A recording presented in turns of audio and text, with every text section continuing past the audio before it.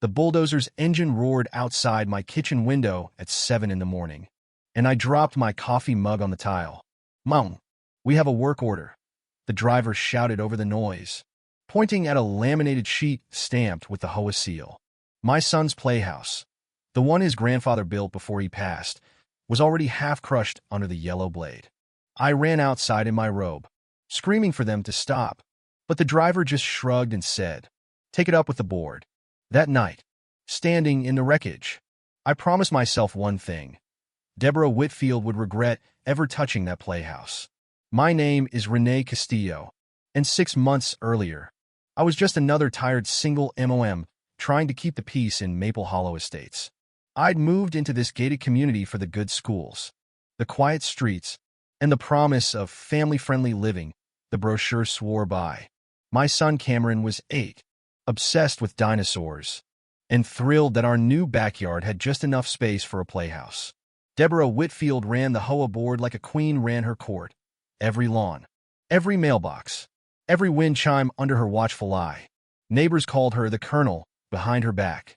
Half joking, half terrified she'd overhear and cite them for something. At first, I didn't think much of her. A stern smile at the welcome meeting. A clipboard. A rulebook thicker than my mortgage documents. "We maintain standards here," she told me, handing me a 70-page HOA handbook like it was scripture. I skimmed it once, saw nothing about playhouses, and figured a small wooden structure for a kid was hardly controversial. My father-in-law built it himself before he died of cancer. Cedar wood, a little red roof, Cameron's name carved into the door frame. It became Cameron's whole world that summer. He'd have tea parties with dinosaur figurines and pretend it was a fortress. I never imagined a piece of childhood joy could become the battlefield for the ugliest fight of my adult life. The first sign of trouble came in a manila envelope taped to my front door. Bold red stamp. Violation notice. Unauthorized structure exceeding 6 feet requires Architectural Review Committee approval. IT read. Citing Section 4.2. Subsection C. I laughed out loud. The playhouse was 5'2". I'd measured it myself when we set it up. I called the HOA office, and a bored voice told me Mrs. Whitfield personally flagged the violation during her morning inspection. Morning inspection. As if she patrolled the neighborhood like a warden checking on inmates instead of a retiree with too much time. I requested a formal remeasurement. She showed up herself, tape measure in hand, wearing sunglasses despite the overcast sky. 5'8", she announced, writing on her clipboard before I could even see the tape myself. "That's not possible," I said. "I measured it. Can I see the tape?" She snapped it back into its holster and walked away. That was twist number 1. Though I didn't know it yet, Deborah Whitfield didn't measure honestly. She measured to win. I paid the $50 review fee just to keep the peace, hoping this would be a one-time headache. 2 weeks later, another notice. The playhouse's red roof clashed with community color guidelines. Fine. $25 a day. I dug through the handbook and found no color guideline anywhere near playhouses, sheds, or any freestanding structure under 100 square feet. When I pointed this out at the next HOA meeting, Deborah smiled thinly and said the rule was implied under general aesthetic standards. Implied. A word I would grow to despise. Because with Deborah, implied meant whatever kept her in control that week. My neighbor Frank, a retired mechanic 3 doors down, pulled me aside after the meeting and lowered his voice. "She did this to the Hendersons 2 years back," he whispered. "Wheelchair ramp. Called it an unauthorized structure. They moved out within a year." That was the first time I understood this wasn't really about playhouses or ramps. It was about who held the power on this street. I started keeping a folder. Every notice, every email, every date and time she showed up uninvited to inspect. My husband had passed 2 years earlier, and people like Deborah, I was learning, could smell a widow who might not fight back. She was wrong about that. I'd spent a decade in a courtroom as a paralegal before Cameron was born, and I still remembered how to build a case.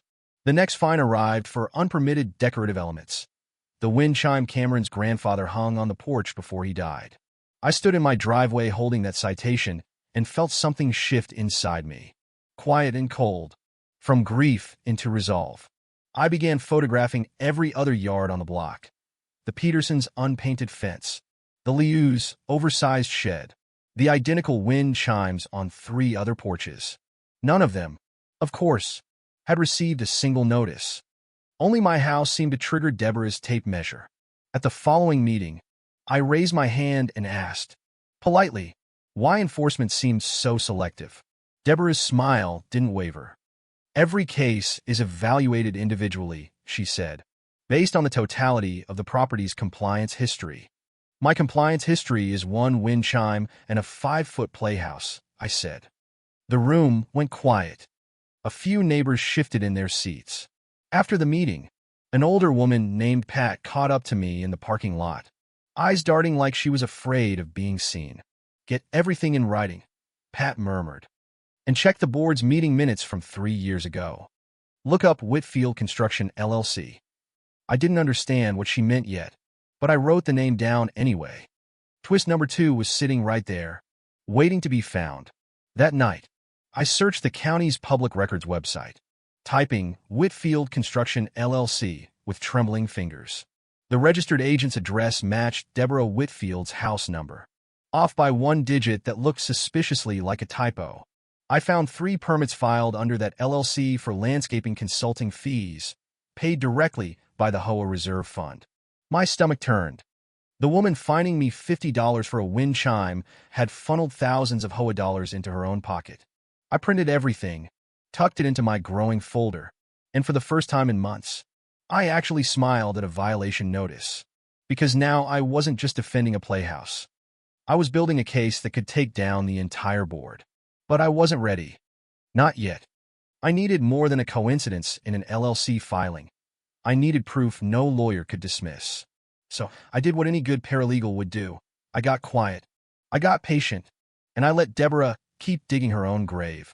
Over the next month, I attended every meeting, said little, and let her grow comfortable in her arrogance. She mistook my silence for surrender. See, she told another board member within earshot. They always fold eventually. Cameron, meanwhile, kept asking why his playhouse had a red sticker taped to the door like it was a crime scene. Mommy's handling it, baby. I told him every night, tucking him in, promising a fight I hadn't fully planned yet. What I didn't know was that Deborah was about to make a mistake so big, so reckless, it would hand me everything I needed. On a Tuesday morning in late June, that bulldozer showed up in my driveway, 3 weeks before any hearing had even been scheduled.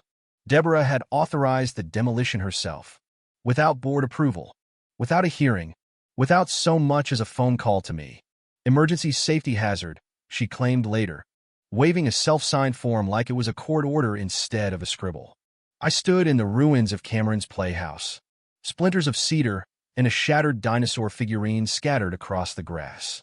Cameron came home from summer camp that afternoon and just stood there, backpack still on, staring at the empty patch of yard. He didn't cry. He just asked, very quietly, "Where's Grandpa's house?" And something in me broke and rebuilt itself. Harder. I photographed everything before touching a single splinter.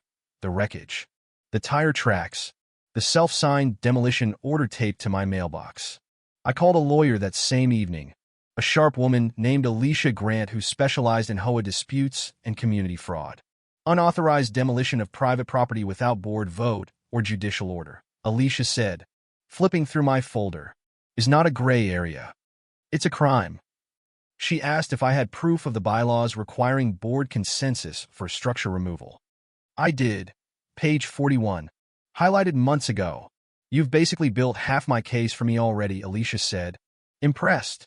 And for the first time since the bulldozer, I let myself breathe.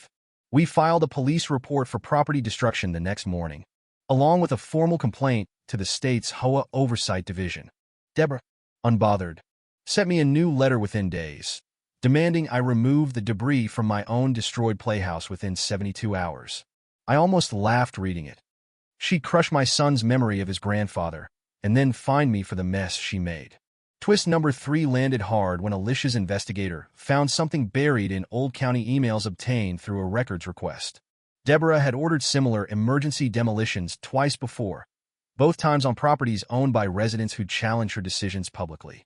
One was a tool shed belonging to a black family who'd complained about selective enforcement at a meeting 18 months earlier. The pattern wasn't subtle once you saw it laid out. Challenge Deborah. Lose something you built with your own hands. I brought this pattern to the next HOA meeting, laptop open, printed timeline in hand, voice steady despite my shaking knees. This isn't governance, I said to the packed room. This is retaliation, and I have the paperwork to prove it. Deborah's face flickered, just for a second, before she recomposed herself into that same practiced, condescending smile. Emotional residents often misread routine property maintenance as something personal, she said smoothly. And half the room actually nodded along. That was the moment I realized winning this wasn't just about facts. It was about breaking the spell she'd cast over this neighborhood. After the meeting, Frank the mechanic approached me again, this time with a folder of his own tucked under his arm. I kept records too, he admitted. Every unfair fine, every selective enforcement, going back 3 years. I was scared to speak up alone. Alone. None of us stood a chance. Together, we were starting to look like something Deborah couldn't dismiss with a smile. Pat, the woman from the parking lot, joined us next, bringing 5 years of board financial statements she'd quietly saved. Within 2 weeks, our little group had grown to 11 residents, each holding a piece of the puzzle Deborah never expected us to assemble. We started calling ourselves, half-jokingly, the Reserve Fund Reconnaissance Team, and met every Thursday at Pat's kitchen table. Alicia reviewed everything we gathered and confirmed what I'd suspected since that late-night search. This was fraud, not just poor management. Whitfield Construction, LLC, had billed the HOA Reserve Fund over $82,000 for consulting work that never actually happened. Landscaping invoices for a retention pond that, according to county records, had been fully maintained by the city, not the HOA, for a decade.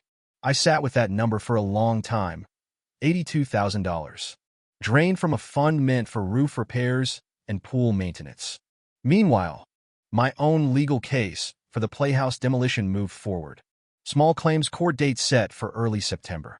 Deborah's lawyer, a tired-looking man named Rick, tried to settle quietly, offering $400 for the inconvenience.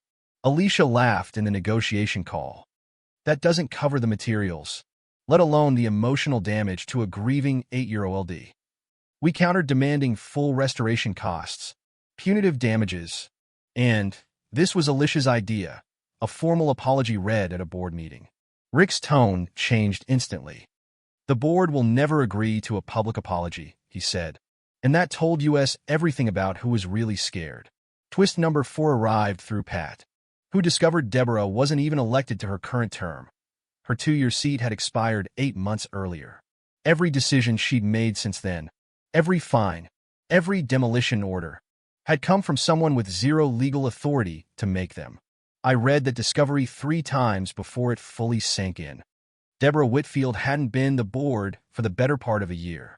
She'd simply kept showing up, kept signing forms, and nobody had bothered, or dared, to check her actual authority. We brought this to the State HOA Oversight Board alongside our financial fraud complaint, and the case suddenly moved much faster. An investigator named M.S. Alvarez was assigned, calm and thorough, the kind of person who terrified people like Deborah simply by asking questions. Deborah, sensing the walls closing in, tried a new tactic, sending a neighborhood-wide email accusing me of harassment and defamation. She claimed I was spreading lies to destabilize community leadership, a line so dramatic that even her allies seemed embarrassed. 2 board members quietly resigned that week, unwilling to have their names attached to whatever was coming. One of them, a soft-spoken man named Harold, called me privately and apologized for looking the other way for too long. He handed over a flash drive of internal board emails. The 5th twist, showing Deborah had personally ordered my Playhouse demolition out of spite. The email read, "That Castillo woman needs to learn her place before this whole thing unravels. Handle the Playhouse. Today. My place. As if grieving my husband, raising my son alone, and asking for basic fairness made me something to be handled. I forwarded that email to Alicia, to MS. Alvarez, and, once court proceedings officially began, into the public record itself. Deborah's mask of calm control was cracking, and for the first time, I saw something new flicker behind her eyes. Actual fear. She started avoiding community events, sending her assistant to handle small talk while she stayed locked inside her house. Rumors spread fast in a place like Maple Hollow, and soon everyone knew an investigation into the HOA's finances was underway. Local news picked up a small version of the story after Frank posted our timeline in a community Facebook group that went unexpectedly viral.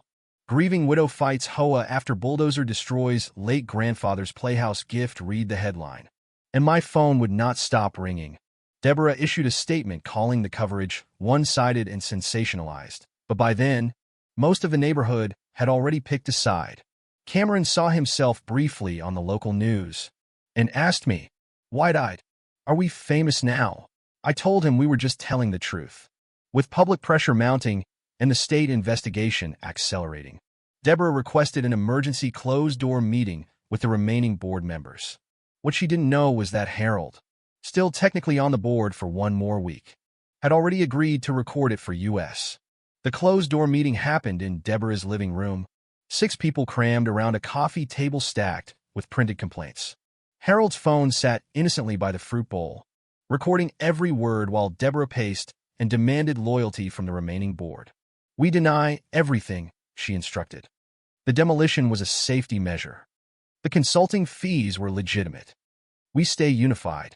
One member, a young father named Josh, hesitated. "Deborah, my name is on some of those approval forms. Forms I never actually signed." Silence. Then Deborah's voice, cold and flat. "I signed for you when you missed the deadline. It was a formality. Don't make this complicated." Forgery. Twist number 6. Delivered so casually that even Deborah seemed not to register the magnitude of what she'd just admitted. Harold's recording captured all of it. The forged signatures. The coached denials. The admission about the demolition being personal, not procedural. He handed the recording to Alicia the next morning, hands trembling, saying he couldn't sleep knowing what he'd just been part of. Alicia listened to it twice, then looked up at me with an expression I hadn't seen from her before. Pure, focused hunger for the win. "Renee," she said, "this isn't a small claims case anymore. This is going to civil court, and possibly criminal referral." I felt the floor tilt slightly beneath me. This had started with a red-roof playhouse. Now it was fraud, forgery, and abuse of authority. Cameron asked me one evening why I kept staring at my laptop so late, and I told him, "I'm building something to fix what happened." "Like a superhero plan?" he asked. And honestly, that was exactly what it had become, evidence stacked like armor plating. The state investigator, MS. Alvarez, requested a formal interview with me, Frank, and Pat, along with copies of every document we'd gathered. She confirmed what we already suspected. Deborah's board term had lapsed. Her signatures were forged, and the LLC payments were fraudulent. "This is one of the more brazen cases I've seen," MS. Alvarez admitted during our interview, "and I've seen quite a few." Word spread that the state was involved, and Deborah's remaining allies began distancing themselves faster than I expected. She tried one last desperate move, offering me a generous settlement of $15,000 if I signed away my right to pursue further legal action. Alicia read the offer aloud, then set it down like it disgusted her. "She's trying to buy your silence before the fraud case goes public." I thought about the Playhouse, the wind chime, the forged signatures, Harold's frightened confession, the family who'd lost their tool shed. "No," I told Alicia, "I'm not settling. I want this in front of a judge, in front of everyone, on the record." Twist number 7 surfaced when MS. Alvarez's team pulled old HOA fine records and discovered a disturbing financial detail buried in plain sight. Nearly 60% of the fines collected over the past 3 years had come from just 4 households, all of whom had publicly disagreed with Deborah. The fines weren't random. They weren't even really about rule enforcement. They were a targeted tax on dissent, dressed up as community standards.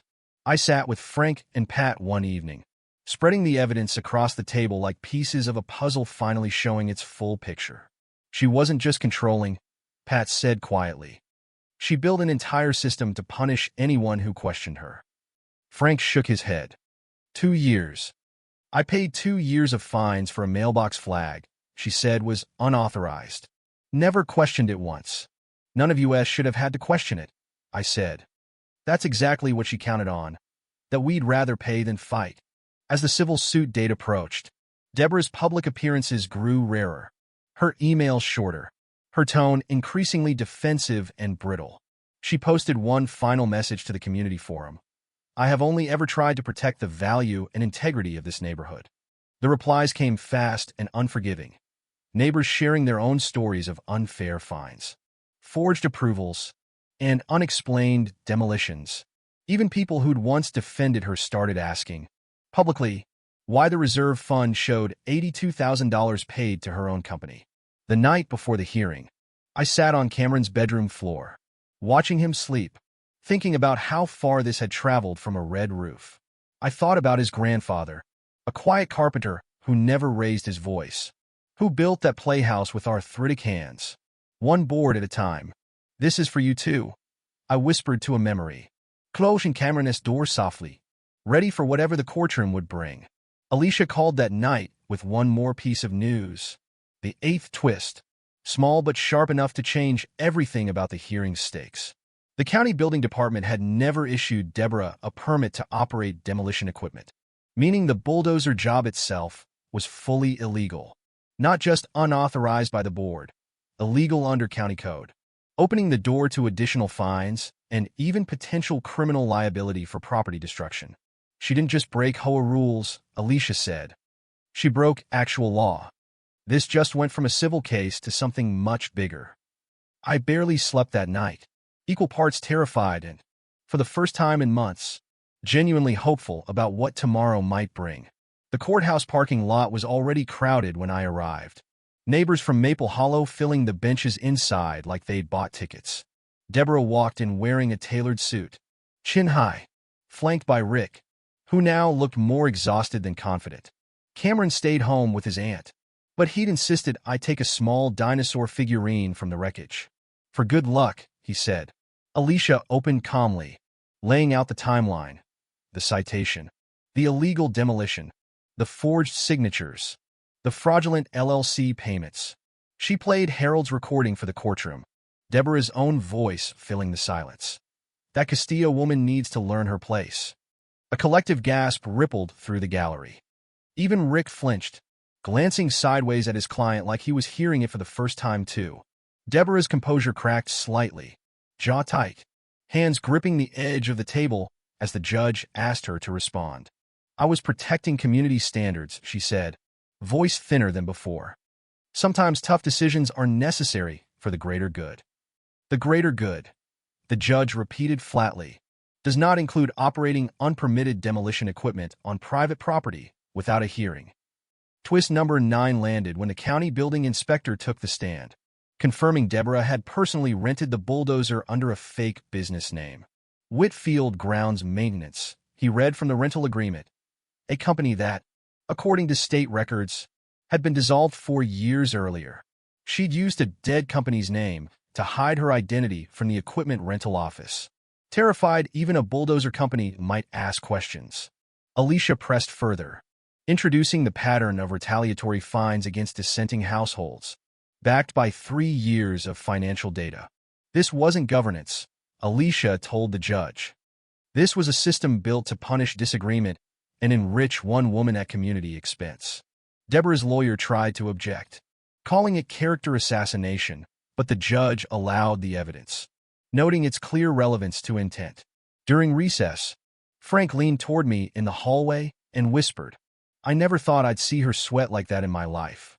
Pat squeezed my hand. We did this together, she said. You just had the courage to write down the first date. When court resumed, the state investigator, M.S. Alvarez, testified about the $82,000 funneled through Whitfield Construction, LLC. She confirmed no legitimate landscaping or consulting work matched the invoices, and that Deborah had signed off on her own company's payments. Self-dealing, MS. Alvarez called it plainly. A board member approving payments to a business she secretly owned and controlled. Deborah's face had gone pale by then, her earlier composure entirely gone, replaced by the panicked stillness of someone watching a wall close in. Her lawyer requested a brief recess to confer with his client, and when they returned, his tone had shifted from defense to damage control. "My client would like to explore a resolution," Rick said carefully, avoiding Deborah's furious glare from beside him. The judge allowed a short negotiation window, and Alicia turned to me, eyebrows raised. "This is your call. Renee, what do you want?" I thought of the Playhouse, the wind chime, the 18 months a black family endured before losing their tool shed and eventually their home. "I don't want a quiet settlement," I said. "I want it on the record. I want the community to see exactly what happened here." Alicia nodded, satisfied, and relayed my terms. Full restitution, public disclosure of the financial fraud, and no confidentiality clause whatsoever. Deborah's lawyer argued this was excessive for a simple property dispute, and the judge's expression made clear he strongly disagreed. "This stopped being a simple property dispute," the judge said, "the moment illegal equipment tore down a child's playhouse without due process." Twist number 10, the final one, arrived quietly through a note MS. Alvarez passed to Alicia during a pause in proceedings. The county had already opened a separate criminal investigation into Deborah for equipment fraud and financial embezzlement from the HOA Reserve Fund. This civil case, it turned out, was only the first domino, and Deborah's carefully built kingdom was about to collapse entirely. When court reconvened, the judge ruled swiftly. Full restoration costs for the Playhouse, punitive damages for illegal demolition, and legal fees covered. But the ruling didn't stop there. He ordered a full independent financial audit of the HOA Reserve Fund, effective immediately. Deborah sat frozen as the gavel came down, the sound echoing through a courtroom full of neighbors who'd once been too afraid to speak. Outside the courthouse, reporters gathered, and for the first time, Deborah had no scripted statement, no authority to hide behind. "No comment," she muttered, pushing past cameras toward a car that wasn't even legally hers to park in the reserved HOA space anymore. I stood on the courthouse steps with Frank and Pat, the three of us finally exhaling after months of quiet, careful, relentless work. "We should call it the Playhouse Rebellion," Frank joked. And somehow, despite everything, we all actually laughed for the first time in weeks. That evening, I sat Cameron down and told him, in words an 8-year-old could understand, that the woman who broke his playhouse had lost. "Are they going to build it back?" he asked. And I promised him yes, every board, every red shingle, exactly as his grandfather made it.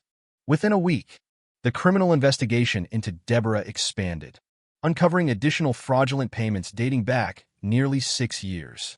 She was formally removed from any HOA authority, banned from serving on any homeowners association board within the state for a decade. 2 other board members, Josh among them, cooperated fully with investigators in exchange for immunity, having been coerced into forged approvals. Harold, whose recording cracked the entire case open, was thanked publicly at the next community meeting, the first one Deborah didn't attend. The new interim board, elected fairly and transparently, immediately began the audit-mandated repayment plan for the drained reserve fund. Restitution checks went out to households who'd paid unjust fines over the years, including the family who'd lost their tool shed long before me. That family, the Osebansus, sent me a card that simply read, "Thank you for finally saying what the rest of us were too scared to." I cried reading it, not from sadness this time, but from the strange, heavy relief of watching quiet suffering finally get acknowledged. Contractors arrived at my house on a bright Saturday morning, funded by the court-ordered settlement, to rebuild Cameron's playhouse from scratch. I gave them the original blueprints, hand-drawn on graph paper by his grandfather, saved in a drawer I hadn't opened in 2 years. Cameron watched every board go up, asking questions about hammers and hinges, learning things about his grandfather he'd never gotten the chance to know. When the red roof finally went on, he ran inside it, laughing, and for a moment, the wreckage from that Tuesday morning felt impossibly far away. Deborah Whitfield's criminal case proceeded quietly over the following months, ending in a plea deal, restitution, and a suspended sentence. She sold her house within the year, moving out of Maple Hollow entirely, her name becoming a cautionary tale whispered at every new resident orientation. "Don't be a Deborah" became an actual phrase people used at board meetings. Half joking, half a genuine warning against unchecked power. Frank ran for the new HOA board and won, promising transparent budgets and zero tolerance for selective enforcement of any kind. Pat became treasurer, insisting on quarterly public financial reports, something the neighborhood had apparently never had in over a decade. I didn't run for anything. I'd had enough of committees and clipboards to last several lifetimes. And Cameron needed his mother more than the HOA did. But I did keep my folder, thick with evidence, tucked safely in a drawer, a strange trophy from the strangest fight of my life. Every so often, a new resident would knock on my door, quietly asking for advice after receiving a confusing violation notice of their own. I always said the same thing: document everything, trust your instincts, and never assume the person with the clipboard is automatically right. Cameron's Playhouse became something of a local landmark. Kids from 3 streets over asking permission to see the famous dinosaur fort. On the 1-year anniversary of the demolition, I stood in the backyard watching Cameron play, the red roof catching the late afternoon sun. I thought about how close I'd come to just paying the fines quietly, letting it go, telling myself it wasn't worth the fight. If Pat hadn't caught me in that parking lot, if Frank hadn't shared his own quiet folder, would any of this have unraveled the way it did? Maybe not. Maybe Deborah would still be out there, tape measure in hand, deciding whose childhood memories were worth demolishing. The truth was, the system had let her operate unchecked for years, not because people didn't notice, but because people were afraid to be first. I hadn't set out to be first. I just wanted my son's playhouse rebuilt. Everything after that grew from refusing to stop asking questions. Alicia and I stayed in touch, and she later told me our case became something of a training example for other HOA fraud attorneys in the state. "Most people fold before it gets this far," she said. "You didn't. That's rarer than you'd think, and it mattered more than you know." I thought about the Osebonsu's family, gone from the neighborhood before I ever arrived, unable to fight the same battle I'd been lucky enough to win. Restitution couldn't give them back the years they'd lost, or the home they'd left believing the system would never side with them. That part stayed with me. The cost wasn't just what Deborah took from me, but everything she'd taken from people who left before help arrived. Justice had come, but not cleanly, not for everyone, and certainly not without scars that no restored playhouse could fully repair. Still, on quiet evenings, watching Cameron chase dinosaur figurines around a red-roofed playhouse his grandfather designed, I felt something like peace, not because everything was perfectly fixed, but because we'd refused, finally, to let silence be the price of staying in our own home. Deborah Whitfield became a name people used to warn each other, a lesson etched into Maple Hollow's collective memory, deserved and unglamorous. And every time a new violation notice went out under the new board, it came with something Deborah's era never allowed: an actual explanation. Cameron still keeps that small dinosaur figurine from the wreckage on his windowsill, a quiet reminder of the fight that rebuilt more than a playhouse.